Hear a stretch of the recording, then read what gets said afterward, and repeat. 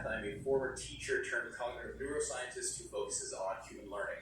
And I do not receive funding, nor have I ever, from big tech. So a sad fact our generation has to face is this.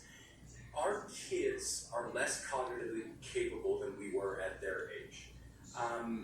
Since we've been standardizing and measuring cognitive development since the late 1800s, every generation has outperformed their parents. And that's exactly what we want. We want sharper kids. And the reason for this largely has been school. Each generation spends more time in school. We use school to develop our cognition. Congratulations, you see your correlation. Until Gen Z. Gen Z is the first generation in modern history to underperform us on basically every cognitive measure we have, from basic attention to memory to literacy to numeracy to executive functioning to even general IQ, even though they go to more school than we did.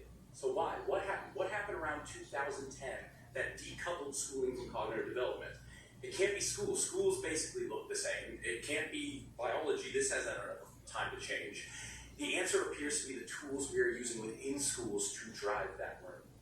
Across 80 countries, as Gene was just saying, if you look at the data, once countries adopt digital technology widely in schools, performance goes down significantly, to the point where kids who use computers about 5 hours per day in school for learning purposes will score over 2/3 of a standard deviation less than kids who rarely or never touch tech at school. And that's across 80 countries. Bring it home to the US. Let's go to the US. We have our NAEP. That's our big data. Take any state. Here's a fun experiment you can try. Take any state NAEP data.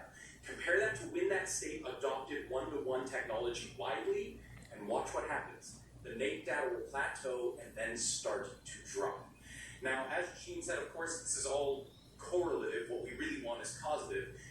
To get causation, what you need is academic research, and you need mechanisms, explanations for why we're seeing what we're seeing. Luckily, we have academic research stretching back to 1962 that shows the exact same story for 60 years. When tech enters education, learning goes down. In fact, one of the biggest ed psychologists right now, Dylan William out of the UK, recently said, ed tech is a revolution that's been coming for 60 years. And we're going to have to wait another 60 because it ain't doing anything. Now that's research, but now we need mechanisms. Luckily, over the last about 2 decades, we've been doing a lot of work in what we call the science of learning. How do human beings learn? And we now have the clear understanding of why tech does not work for learning. And it is all biological.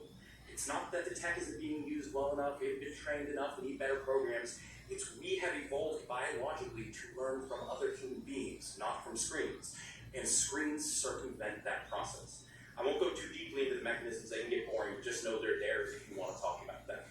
So that leaves us with 2 options. Option 1, when you know something is wrong, do better. So we could just say, hey, mea culpa, get some of this tech out of schools, go back to what we know works, some analog methods, cool. Or 2, we could redefine our terms. We could redefine what it means to be an effective learner. I want to end with one quick story here.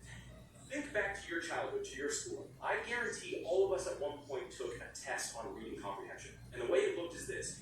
Here's a passage of about 750 words. Here are 10 to 12 questions about that passage. Most of them are inferential, not factual. They're asking you to go beyond what you just read to see what you understood. Cool. Last year, the SATs had a reading comprehension section. Here's what it looked like. Here is a single sentence of 75 words. Here is one question, fact-based, about that sentence. Next. Here is another sentence of 75 words. Here is one question about that sentence. Next. Last year, they redefined reading comprehension to mean 54 short sentences with one question about each. That is skimming. That's not reading. Why would we ever do that? Because what do kids do on computers? They skim. So rather than determining what do we want our children to do and gearing education towards that, we are redefining education to better suit the tool. That's not progress, that is surrender. So as we go through our discussion today, there's going to be a lot of talk about smartphones and social media, rightly so. But I'm the voice here to remind you that even in schools, it doesn't matter what the size of the screen is. If it's a phone, if it's a laptop, if it's a desktop, and it doesn't matter who bought it. Is it school sanctioned? Does it have the word education stamped on it? It doesn't matter. All of these things are also going to hurt learning, which in turn are going to hurt our kids' cognitive development, right at the time when we need our kids to be sharper than we are. So thank you guys so much for today. I look forward to talking.